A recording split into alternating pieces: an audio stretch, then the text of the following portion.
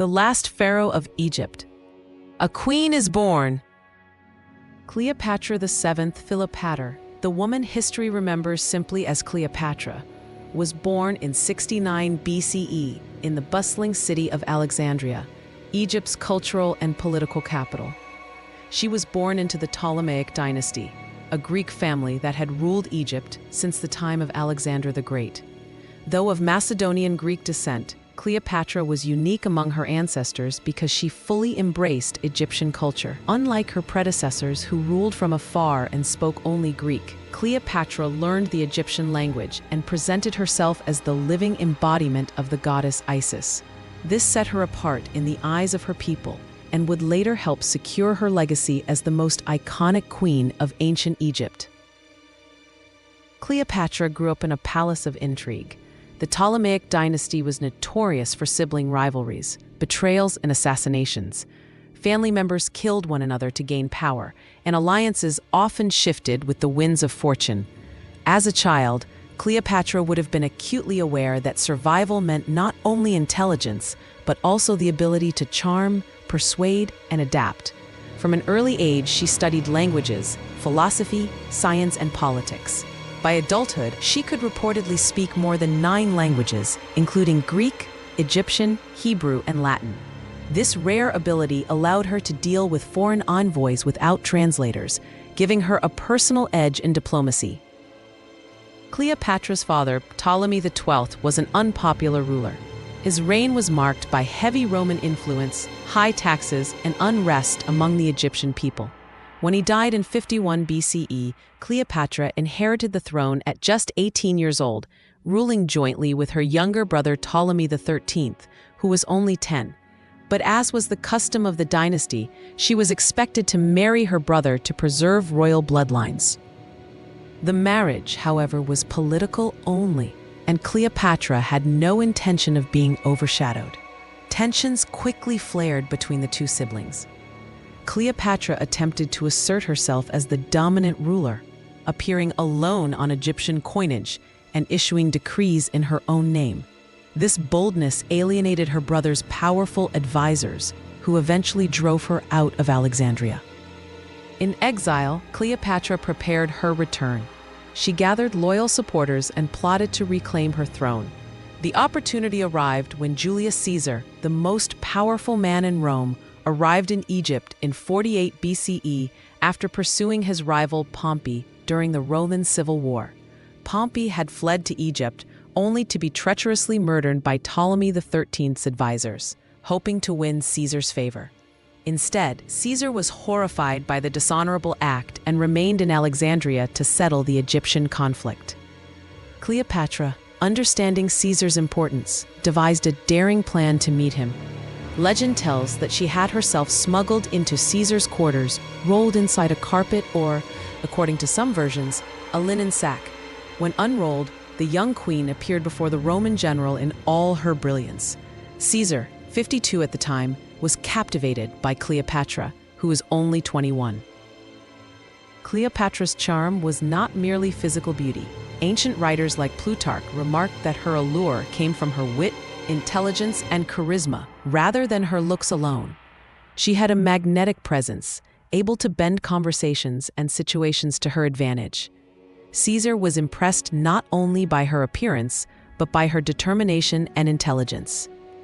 Their alliance was quickly cemented political and romantic. With Caesar's military backing, Cleopatra raised an army and clashed with her brother's forces in the Alexandrian War. The conflict was fierce, but ultimately, Ptolemy XIII drowned in the Nile while fleeing battle. Cleopatra was restored to the throne, now ruling as queen, with another younger brother, Ptolemy XIV, as her ceremonial co-ruler. During her relationship with Caesar, Cleopatra gave birth to a son in 47 BCE, whom she named Ptolemy XV, but whom the world came to know as Caesarion, meaning Little Caesar. Cleopatra declared him the son of Julius Caesar, though Rome never officially recognized him as such. To Cleopatra, Caesarion was not just her child, but her insurance of legitimacy, a bridge between Egypt and Rome that could secure her dynasty's survival. Cleopatra later traveled to Rome, staying in one of Caesar's villas across the Tiber River. Her presence in Rome was scandalous. Caesar already had a wife, and many senators disapproved of his public association with the foreign queen. Nevertheless, Cleopatra dazzled Roman society, though she also fueled resentment among Caesar's enemies. In 44 BCE, Caesar was assassinated on the Ides of March. Cleopatra, realizing her precarious position in Rome, quickly returned to Egypt with Caesarion. She now faced the challenge of securing her throne without her most powerful ally. After Caesar's death, Rome was plunged into turmoil. The empire was divided among three powerful men: Octavian, later Augustus, Caesar's adopted heir; Mark Antony, Caesar's trusted general; and Lepidus, a politician. Together, they formed the Second Triumvirate, but rivalry simmered beneath the surface. Mark Antony summoned Cleopatra to Tarsus in 41 BCE, seeking her allegiance and financial support for his campaigns.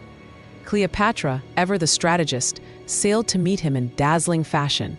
She arrived on a magnificent barge gilded in gold, with purple sails and oars of silver, dressed as the goddess Isis. Ancient writers say that Antony was utterly enthralled by the spectacle and by Cleopatra herself. Their meeting sparked not only a political alliance, but one of the most famous love affairs in history. Antony followed Cleopatra back to Alexandria, where the two indulged in lavish feasts, extravagant banquets, and games. They formed a private society known as the Inimitable Livers, dedicated to pleasure and excess. But beneath the glamour lay serious politics. Cleopatra needed Antony's military protection, and Antony needed Egypt's immense wealth. Cleopatra bore Antony 3 children, twins Alexander Helios and Cleopatra Selene, and later another son, Ptolemy Philadelphus. Antony recognized them publicly, strengthening Cleopatra's position. To many in Rome, however, this was a dangerous development. Octavian, Caesar's heir, began to paint Antony as a man corrupted by a foreign queen. Propaganda spread that Cleopatra bewitched Antony with her beauty and sorcery, turning him against Rome. The reality was more complex. Antony saw in Cleopatra a powerful partner and Egypt a source of resources to rival Octavian's influence. Together, they dreamed of a vast Eastern empire ruled jointly by their children. In 34 BCE, Antony staged the Donations of Alexandria, a lavish ceremony in which he distributed lands to Cleopatra and her children. Cleopatra was proclaimed Queen of Kings, while Caesarion was hailed as Caesar's rightful heir. This act enraged Rome, as it seemed Antony was handing Roman territories to a foreign monarch. The rivalry between Antony and Octavian reached its climax in 32 BCE. Octavian declared war not directly on Antony but on Cleopatra, branding her as Rome's enemy. Antony and Cleopatra prepared their forces, uniting Egyptian fleets and armies with Antony's legions. The decisive confrontation came in 31 BCE at the Battle of Actium, a naval clash off the coast of Greece. Cleopatra and Antony commanded a massive fleet, but Octavian's forces, led by his brilliant Admiral Agrippa, had the upper hand. During the battle, Cleopatra, sensing disaster, retreated with her ships. Antony followed, abandoning the fight. Their fleet was defeated, and their hopes for empire collapsed. Antony and Cleopatra fled to Alexandria, their dreams shattered. Octavian pursued them relentlessly, determined to crush his rivals. In 30 BCE, as Octavian's forces invaded Egypt, Antony received false news that Cleopatra had died. Distraught, he fell on his sword. Mortally wounded, he was carried to Cleopatra's mausoleum, where he died in her arms. Cleopatra, now alone, faced an impossible choice. Octavian demanded her surrender, intending to parade her through Rome as a captive. Proud and unwilling to live in humiliation, Cleopatra chose death. According to legend, she arranged for a venomous asp, a sacred Egyptian cobra, to be smuggled into her chamber. Allowing the snake to bite her, she ended her life on her own terms. Cleopatra was 39 years old, the last pharaoh of Egypt. With her death, the Ptolemaic dynasty ended, and Egypt became a Roman province. Cleopatra's life has been immortalized in history, literature, and art. She was not merely a seductress, as Roman propaganda portrayed her, but a shrewd politician, a skilled linguist, and a leader who fought fiercely for her nation's independence. She stood at the crossroads of two great civilizations, Egypt and Rome, and dared to defy the tide of history. Her story is a blend of ambition, love, tragedy, and brilliance. She outwitted generals, charmed emperors, and ruled one of the most powerful kingdoms of the ancient world. Though her reign ended in defeat, her legend endures as a symbol of female power and resilience.